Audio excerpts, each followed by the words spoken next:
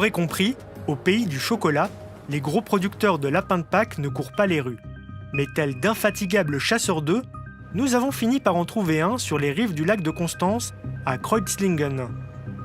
Chocolat Bernheim produit environ 1,5 million à 2 millions de lapins par an. Et bien sûr, de nombreux petits articles en plus. Chez Chocolat Bernheim, nous avons environ 80 articles pour Pâques. Et nous les produisons dans une trentaine de formes différentes. Leur café-boutique est rempli de chocolat de Pâques. Mais il ne faut pourtant pas s'y fier. Là n'est pas l'essentiel de leur activité. Pâques est pour nous un marché important, mais très petit. Nous vendons beaucoup plus de tablettes, de chocolat et de barres de chocolat. Les produits de Pâques représentent moins de 5% du chiffre d'affaires total. Si Bernheim est toujours actif sur ce marché et peut produire jusqu'à 4500 lapins par heure, c'est probablement grâce à leur machine acquise en 1965. Nous sommes bien équipés avec nos machines. Et les autres, s'ils devaient se lancer là-dedans, devraient peut-être investir. Et cela nécessite de grandes installations très chères.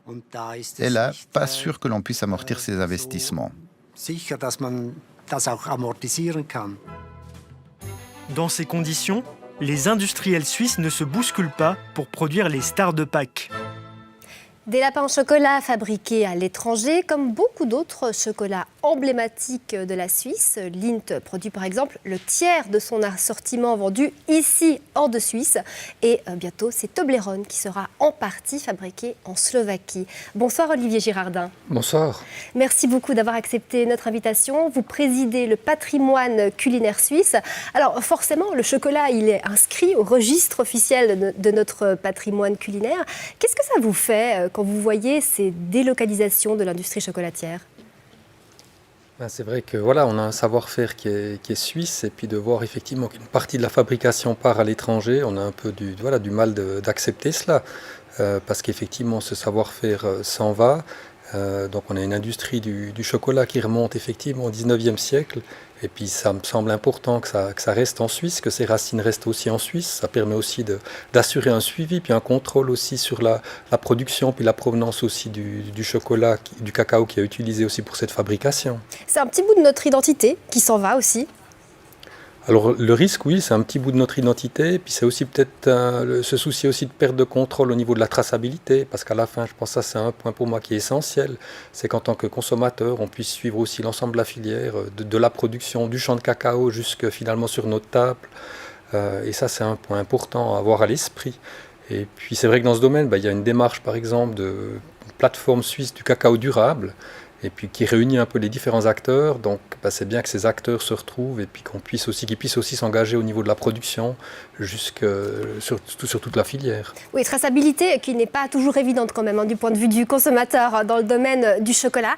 À propos maintenant des entreprises suisses qui délocalisent une partie de leur production, est-ce qu'elles sont suffisamment transparentes à votre avis là-dessus ? Alors c'est peut-être difficile pour moi de me prononcer parce que je ne connais pas non plus tout leur processus aussi de fabrication, mais c'est sûr que quand elles sont, des entreprises qui sont en Suisse, qui jouent le jeu aussi finalement des emplois en Suisse sur toute la filière, je pense que c'est plus facile aussi pour le consommateur d'avoir une meilleure visibilité à ce niveau-là, quoi. Alors, il y a évidemment une logique économique derrière ces délocalisations. Fabriquer en Suisse, ça coûte cher. Quels sont aujourd'hui les arguments de chocolat Swiss Made ? Alors les arguments pour moi, effectivement, le fait que ça soit suisse, qu'on ait ce label suisse, assure une qualité, assure aussi finalement un savoir-faire, et puis permet aussi d'assurer aussi la provenance aussi de la matière première, et ça c'est vraiment un plus, puis c'est finalement aussi des emplois qu'on a aussi en Suisse. Donc pour moi ça c'est une réelle plus-value. Et puis dans les ingrédients, au-delà du cacao, on a aussi le sucre, on peut aussi avoir le lait. Donc aussi d'avoir un lait qui vienne de la Suisse, c'est aussi un symbole important aussi de notre production. Très brièvement encore, on voit aussi que les consommateurs suisses mangent de moins en moins de chocolat suisse. Est-ce que là, pour vous, c'est un problème ? Alors c'est sûr que c'est un problème si finalement si le choix de chocolat suisse se réduit, on peut que les inviter à être attentifs justement à ce qu'ils retrouvent aussi la croix suisse aussi sur leurs produits, et puis de veiller aussi à cela. Puis peut-être au-delà des chocolats de masse aussi de s'intéresser peut-être aussi au chocolat artisanal qu'on retrouve dans bon nombre aussi de chocolateries ou de pâtisseries, puis d'être attentif aussi à cela. et puis de veiller aussi à favoriser, à privilégier ce type de chocolat. Chocolat artisanal qui quand même, en termes de prix, est nettement supérieur au chocolat industriel. Merci beaucoup pour vos explications, Olivier Girardin. Très bonne soirée à vous. Et on revient à nos lapins maintenant avec un peu d'histoire pour expliquer pourquoi ils pointent leur museau à Pâques. Pourquoi mange-t-on des œufs et des lapins au chocolat à Pâques? Tout comme le lundi de Pâques célèbre la résurrection du Christ, l'œuf de Pâques est un symbole de renaissance. Dans l'Antiquité déjà, Égyptiens et Romains notamment s'offraient des œufs pour célébrer le retour du printemps. Au IVe siècle après Jésus-Christ, l'Église interdit la consommation d'œufs durant Carême. Or, les poules continuent de pondre, les œufs s'accumulent, et pour qu'ils ne pourrissent pas, on les cuit et on les décore. Au XVe siècle, les Européens découvrent l'Amérique puis les fèves de cacao. Au XIXe siècle, des artisans confectionnent des œufs en chocolat. Et le lapin dans tout ça? En Allemagne et dans les pays anglo-saxons, celui qui ramène les œufs, c'est le lièvre, symbole de fertilité. L'animal est d'ailleurs l'emblème d'Éostre, une divinité germanique liée au printemps et à la fécondité. En France, on a préféré au lièvre la figure du lapin, car plus petit, plus compact et jugé plus mignon. Voilà pourquoi on mange des lapins à Pâques. Il y a le coût et puis il y a le goût. On va en parler avec notre dégustation. Dans l'assiette ce soir, 8 lapins achetés en grande surface, tous en chocolat au lait. Quel est le meilleur verdict? C'est à l'école professionnelle de Montreux que nous avons organisé notre dégustation. 8 lapins au chocolat au lait de production industrielle. Attendez 5 dégustateurs. Marc Schmider, enseignant et doyen de la filière boulangerie, pâtisserie, confiserie à l'école professionnelle de Montreux.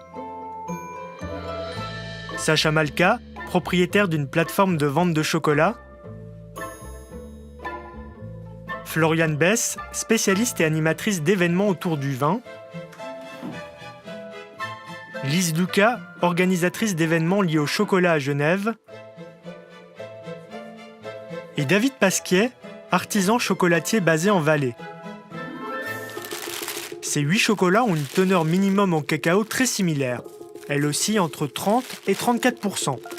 Tous ces lapins pèsent entre 200 et 280 grammes et coûtent entre 3 francs et 7 francs 80 pièces. Dans la plus pure tradition d'ABE, la dégustation s'est faite à l'aveugle. Nous avons cassé les figurines et sélectionné quelques fragments de chocolat au lait que nous avons déposés sur une coupelle. Nous avons anonymisé chaque lapin par un numéro. À chaque service, les experts n'ont jamais examiné les mêmes fragments de chocolat en même temps pour ne pas être influencés. La note maximale est de 10 points.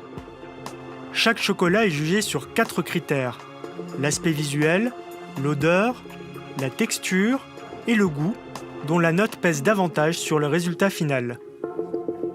Un bon lapin, pour moi, il doit être beau déjà, donc il doit être brillant, il doit donner envie, il doit être casson, il doit être fondant en bouche, et puis il doit être légèrement sucré, sans trop non plus. On doit quand même sentir ce cacao quand même en arrière-goût. J'aime bien quand il y a un jeu de texture, donc on va partir sur quelque chose qui va croquer sous la dent, et doucement ensuite il va fondre et venir napper la langue, le palais, pour laisser le côté lacté sortir. Et donc c'est vraiment le lait qui va jouer un grand rôle. Assez parlé, place au classement. 8e et bon dernier, avec une note de 3,96 sur 10, le lapin de chez Aldi. Prix au kilo, 17 francs 45. Si j'avais fermé les yeux, je sais même pas ce que je mangeais en fait. Il y avait un goût très, très bizarre que j'arrive pas à définir. Peut-être une très mauvaise vanille de synthèse.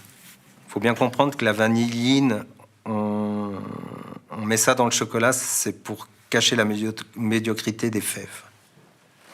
D'un point de vue gustatif, ce n'est pas un chocolat très intéressant. Et là, pour moi, celui-ci n'était pas un moment où j'ai eu du plaisir à le déguster.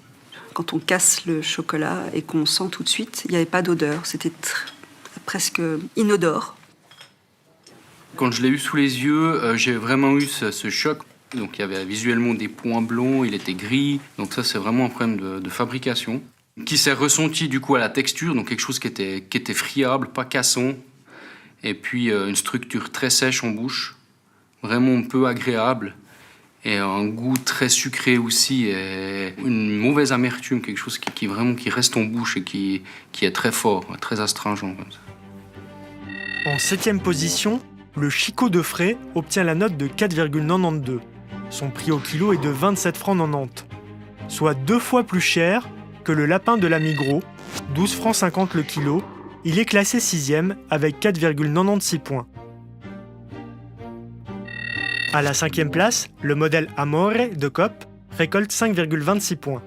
À 37 francs 50 le kilo, c'est le plus cher de notre sélection. 3 fois moins cher, à 12 francs 50 le kilo, le super prix de Coop. Il obtient 5,3 points et la médaille en chocolat.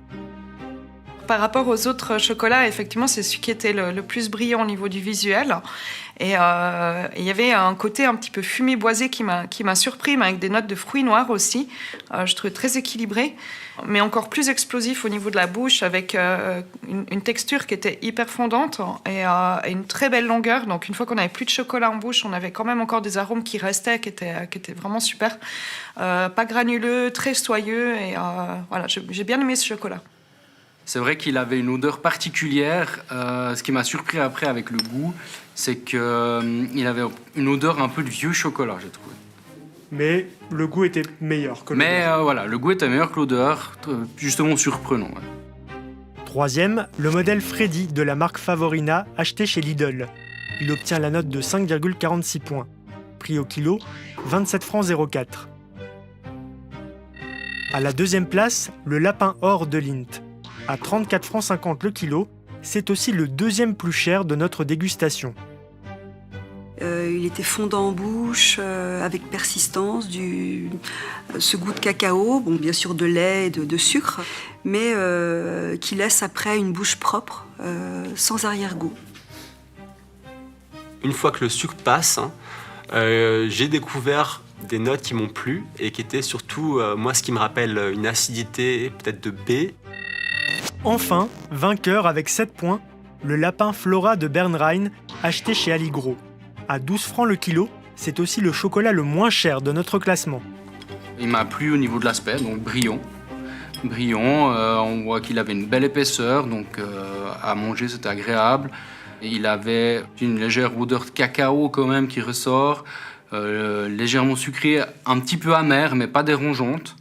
Et puis une structure bien fondante, bien cassante en bouche, donc vraiment agréable, plutôt agréable à manger. Un chocolat qui était un petit peu plus brillant que les autres, qui se cassait bien, c'était propre.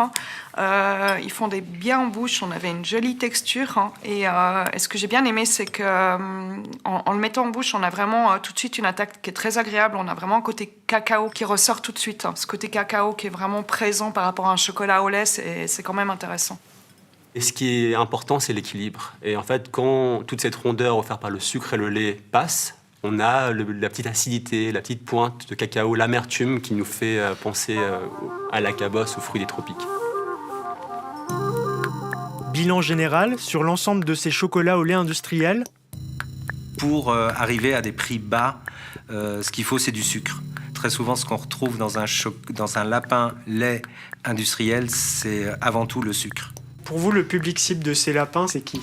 Alors c'est clairement les enfants, pour moi. Parce que là, on est vraiment sur quelque chose de très sucré, où on va pas rechercher justement ce côté cacao que les enfants aiment moins. Et du coup, on le ressent aussi que on n'est pas dans de la dégustation de chocolat.